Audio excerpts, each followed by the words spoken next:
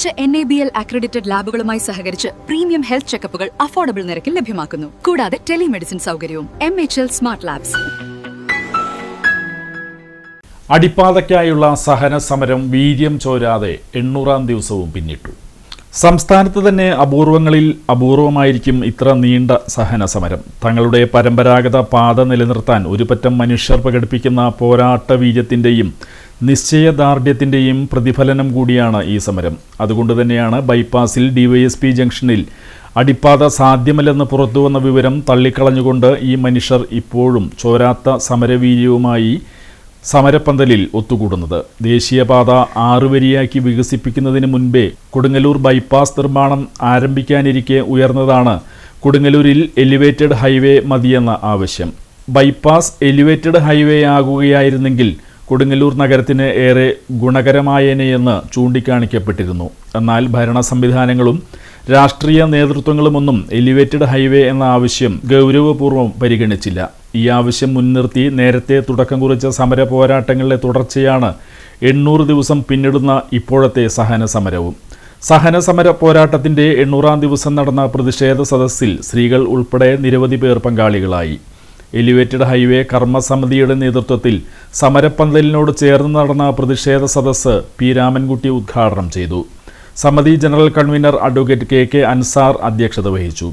Doctor Sumedhan, Venu Vennara, CPIM local secretary Prabhesh, Sathyaseelan, Arunkumar, KC Jayan, PG Naiji എന്നിവർ സംസാരിച്ചു. പ്രധാനപ്പെട്ട വഴിയായിട്ടുള്ള ഭരണിക്കും താലപ്പൊലിക്കുമൊക്കെ ഭക്തജന ലക്ഷങ്ങൾ അല്ലെങ്കിൽ ആയിരങ്ങൾ അങ്ങോട്ടും ഇങ്ങോട്ടും സഞ്ചരിക്കുന്ന ഈ പാതയിൽ നമുക്ക് അണ്ടർപാസോ അല്ലെങ്കിൽ എലിവേറ്റഡ് ഹൈവേ തന്നേ തീരൂ.